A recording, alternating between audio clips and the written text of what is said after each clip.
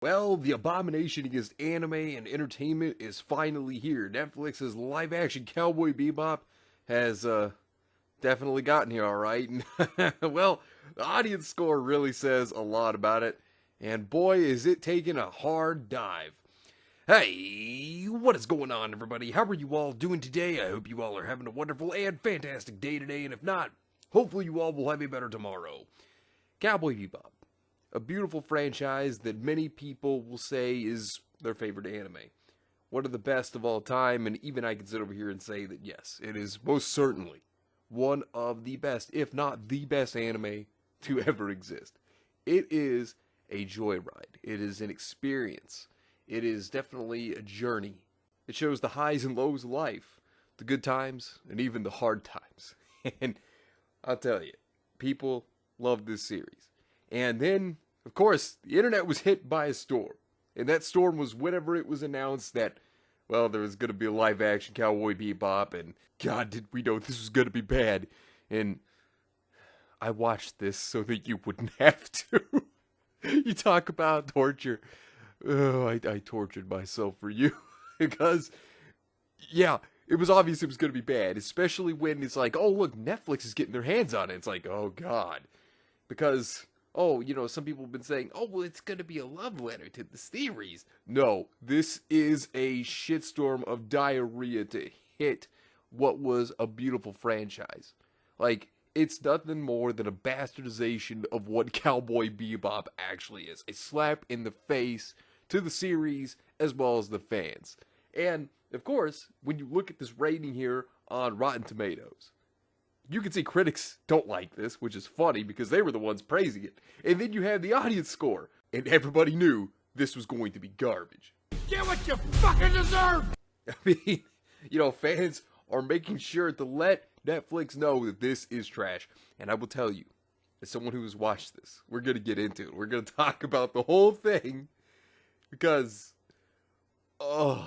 it's painful. It is a mess. Like, one series that was also a mess, that, I'm not even kidding you, just tore me apart. I felt horrible watching it, was Netflix's Death Note. You want to talk about a really horrible live-action adaptation. That was atrocious.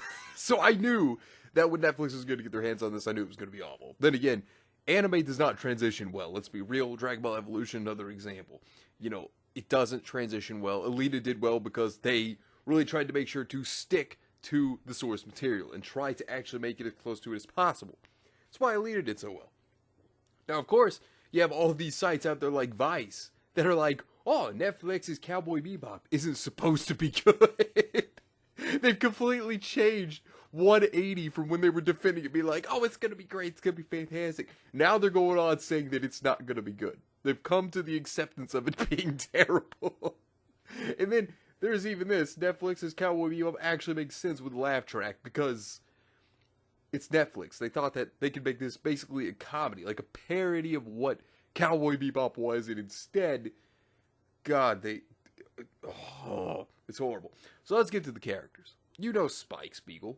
Spike himself, you know, he was a guy that had a good poker face. You know, you would think that he was kind of this carefree dude, but in reality, he had his own inner demons he was dealing with. He was depressed, someone who threw himself into danger because he didn't care what happened to him.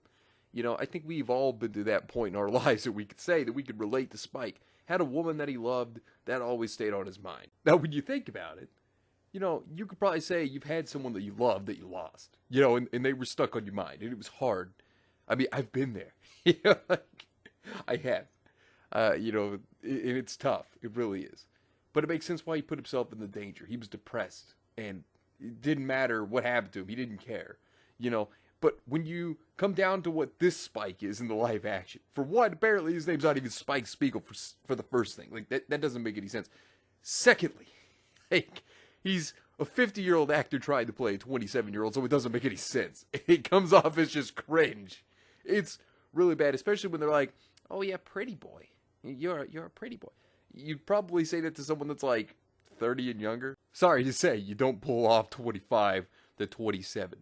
Which, that's one of the biggest problems a lot of people had, and it just doesn't work. And as for Faye, one of the best characters in the show. Thing is Faye, if you know her, she had amnesia because of what happened with her, and she was also going through debt problems, and she became a bounty hunter as well. And while she was definitely one of the best characters in the show, well, you take a look at the live action Faye, and she's completely different. She is absolutely obnoxious in the live action. Take Twitter, okay, and make Twitter a human being. This is who Faye Valentine is in the live-action Cowboy Bebop. Basically, an incarnation of what Twitter would be if Twitter was a human. It's horrible. And the character is absolutely unbearable and just annoying. The acting is bad, atrocious, can't stand it. Daniela Pineda is obnoxious. Because, for one, she already started attacking fans before the show even was released, whenever, people had an issue with the outfit, which... understandably so, because the outfit doesn't really seem like Faye's character, and the thing is that attacking the fans, well, that's not going to make people want to come to the show. In fact, it's going to make them run away. You respect your fans rather than attack them. You don't attack your fans. That's the one thing you don't do. And then, how do they make Faye's character worse? Oh, well, they got to throw in their politics and agendas, and they make her gay. Yes, yes, yes. Oh my God. I don't think anyone's surprised to see that happened. Netflix's Cowboy Bebop reimagines Faye Valentine as spoiler. Faye Valentine is known to use her good looks as a way of getting bounties. This is still true in Netflix Cowboy Bebop series, but with a twist. No, it's not. She doesn't use her body. She just uses annoyance. If she had a superpower in the show, it would be, how many times would it take you to just turn it off? Because it makes you want to do that.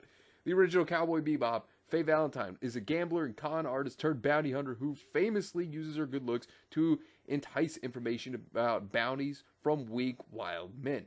When it comes to her own love life, she's shown to have one former interest from the time she was revived from cryosleep, a male lawyer named Whitney Haggins Matsumoto.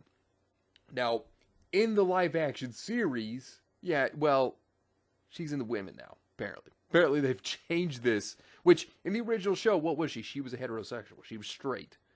She even liked Grin, which we'll get into Grin in a moment. But they changed it, of course, for their politics. Who's surprised? I don't think a single person's surprised to see that they would do this. Like I said, Faye's character, absolutely obnoxious. I mean, very frustrating. Oh, and by the way, Julia, for some reason, which I don't understand why, which she's married to Vicious. I don't know why. I don't even know. It doesn't make any sense considering that she was running from him. She's trying to get away. And no, it's let's go ahead and have her just get married off to Vicious, which made no sense. And, it's oh, God. They also gave her the rose tattoo. She has a rose tattoo. The rose, the importance of it. Apparently, they tattooed it on her. God, it's so bad. And then Vicious's character, they completely just changed him, which I think everybody saw that coming as well. Vicious was a cold-hearted person. Somebody that you couldn't even read. You couldn't tell what his emotions were. And then they make him like Kylo Ren, and they have him be just like this edgelord that is crying all the time because he has issues. It's terrible. Even the fight scene in the church is awful because when they have this fight scene in the church, I'm not going to show the scene because of copyright reasons, but Spike shoots Vicious and he cries in the live action he's screaming over it. He's completely gone from being a cool character to being a complete and total bitch. And then Jet. Now, Jet, here's the thing I'll say about this. The guy that's playing as Jet, he does good. He's probably the one person that actually is good. At acting. He's probably the one that's the most bearable, if anything. Now, of course, from Jet's character, they obviously changed him. Now, thing about changing him to this is there's a line, and I'm not even kidding. I'm not joking with this line. This line is in the show where, he's talking to this woman. He goes, "Sounds to me like blackmail." And she's like, "Damn right it is, because Jet, you are black and you are male." I'm not kidding. This is a line. The writing in the show is awful. The writing is so bad. The jokes are just stale. It's horrible. I mean, I don't think anybody's surprised. It's atrocious. And then It's a Gundam. Gotta make a shout out to him. He had a good tweet here that I saw, and this was interesting, where he goes, "Bro, Netflix is really out there searching Twitter, looking for positive messages about Cowboy Bebop, sending out mugs and letters of appreciation." Because they know it's so bad. Like, they know it themselves that it's bad. And the thing is that rather than trying to keep this show within the spirit of what it should have been, respecting it, no, they don't. They knew that they were going to push their agendas in it. They knew they were going to make this garbage. They knew it. What the person that was right here that was saying this, they go, "Please don't watch Netflix's Cowboy Bebop." Which, yeah, that's what I'll tell you. Don't do it. Spare yourself your sanity. So this person responded to him saying, "A lot of people worked really hard and poured their hearts into the show. Just say it's not for me and move on." And then Netflix must have been paying attention because they sent him this. "Okay, FedEx just showed up on a Saturday morning and yo."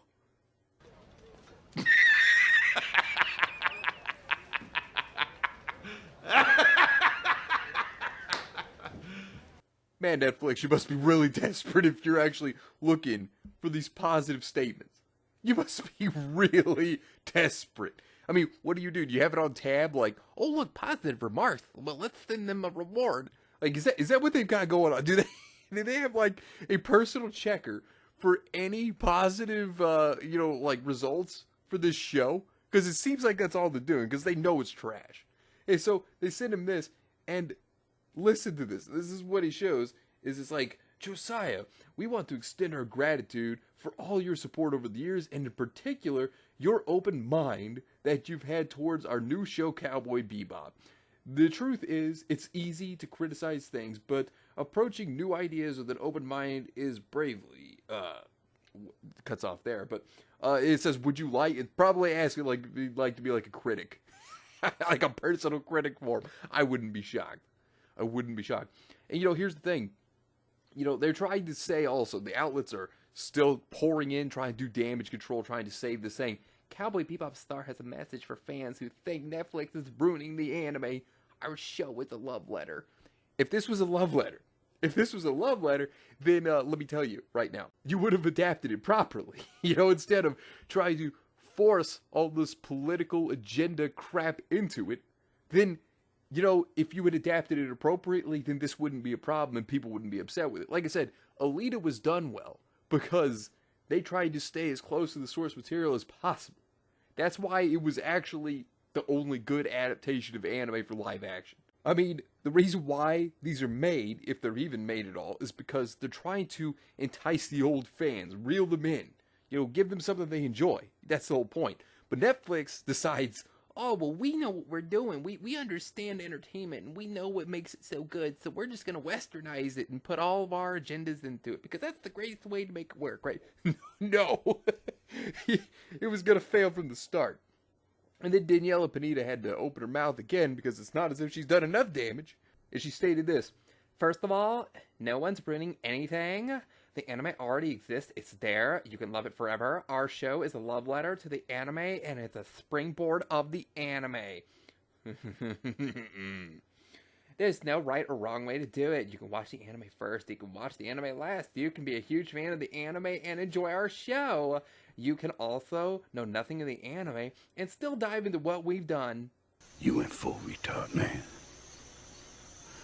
Never go full retard. It's so terrible. Could you imagine somebody actually watching this show first and then going to the anime?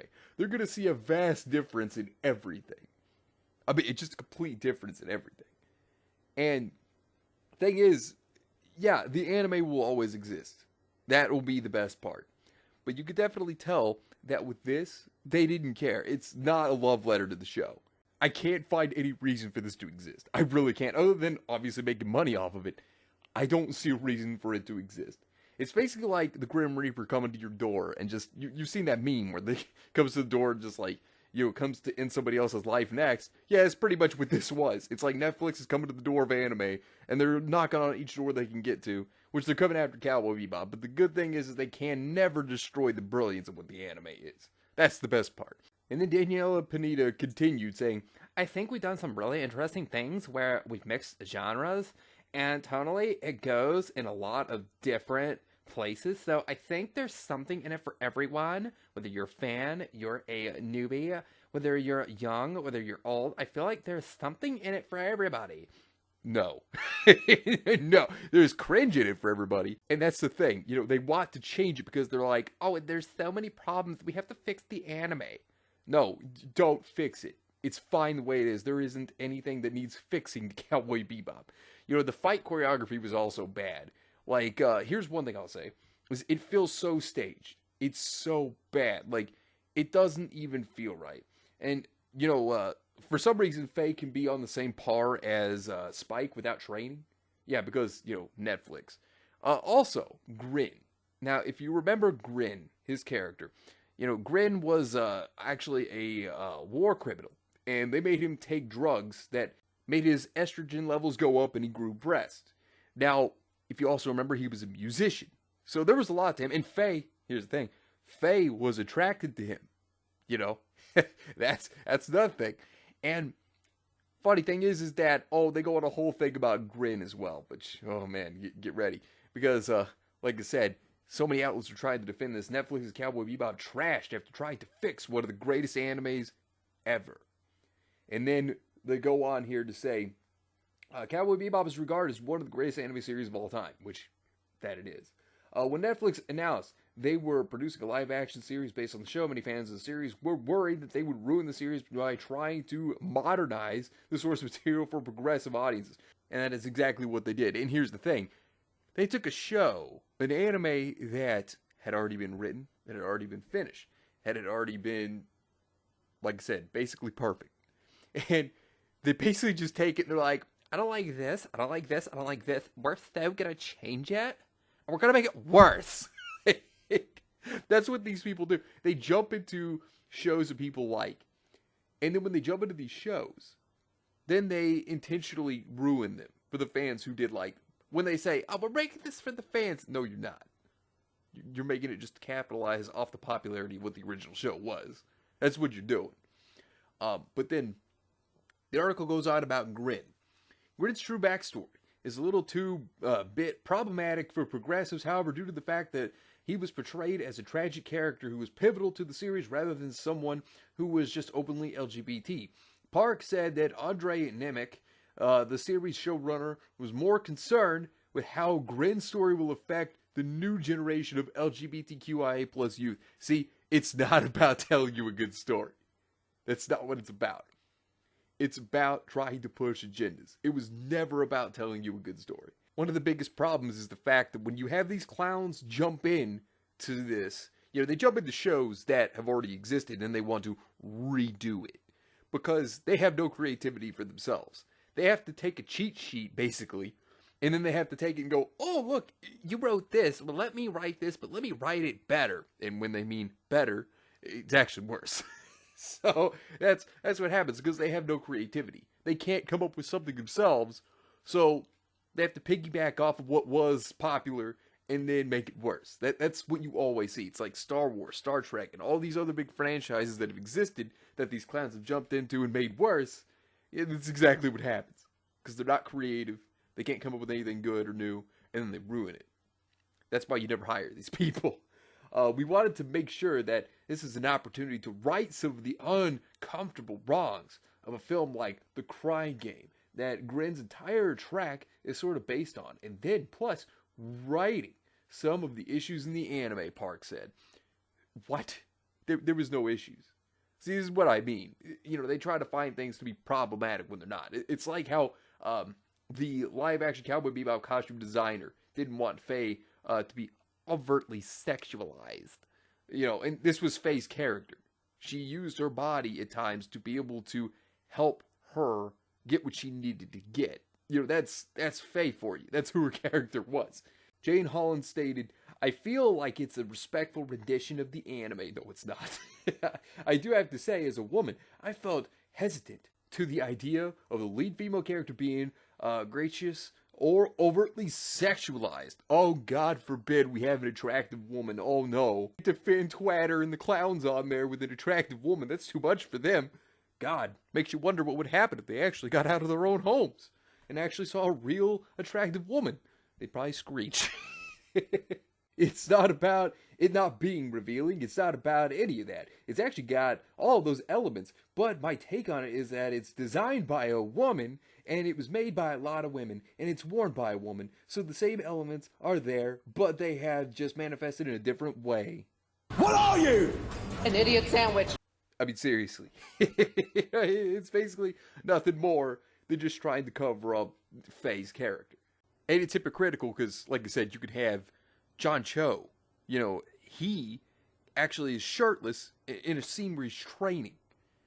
And then yet, you know, like Faye, it's like, oh, well, we gotta have her covered up because that's just bad. We can't show off too much ankle. You know, like, it's very hypocritical of them to do that with their costume when Faye's character, it's not true to who she was anyways. She used her body to get information. She used her body to do what she needed to intermissions at times. I mean, this is what she did. It's who she was.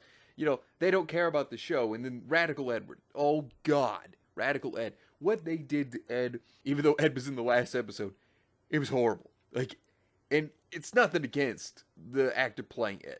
But this stuff doesn't transition well. And they tried to capture Ed, you know, completely. And the thing is that whenever you have characters try to act the way they were in the anime, it doesn't transition well live action. Like the goofy faces, the, you know, body language, like the way that they do like the wacky poses and stuff. It doesn't translate well in live action. They don't get that. It's not that you can't have like a quirky personality of a character. It's just it doesn't go well in real life. And look, for them to say it's a love letter, no, this is complete total trash. I will tell you right now, as someone who's watched it, and I promised myself I wouldn't break during this video. But Jesus Christ, don't watch this show. Don't. Spare yourself. Please. I beg of you. I mean, if you're really curious, go for it. But, oh, it truly is a bastardization of what Cowboy Bebop is. And to think, Cowboy Bebop, this was some people's first anime. You know, and this is a cherished series for many people. And to see them do this, to see them take this series that is so loved and just butcher it, just completely chop it up, and blood is smeared everywhere. Oh God, it's a mess. It's awful. Go to the anime. If you haven't watched the anime, I 100% recommend it. You will love it. Seriously, you'll love it. But this is a complete catastrophe. But anyways, let me know what you think about this entire situation down below. Subscribe to the channel if you are new here. And make sure you are still subscribed because YouTube is unsubscribing people from all their favorite channels. So make sure you are still subscribed to all your favorite channels. Hit the video with a like and also be sure to share the video on social media. Spread the word and get it out there. It's greatly appreciated. And it really helps out the channel a lot. Also, be sure to follow me on both Discord and Minds. We have a wonderful community there, not only that, but it will keep you up to date on when the news videos will be released, as well as any other upcoming events in the near future. So be sure to follow me on both Discord and Minds. The links are in the description down below. But anyways, I hope you all have yourselves a wonderful and fantastic day today. And remember, if today was not a good day, tomorrow could always do better. Take care of yourselves and everyone around you, and have yourselves a good one out there, everybody.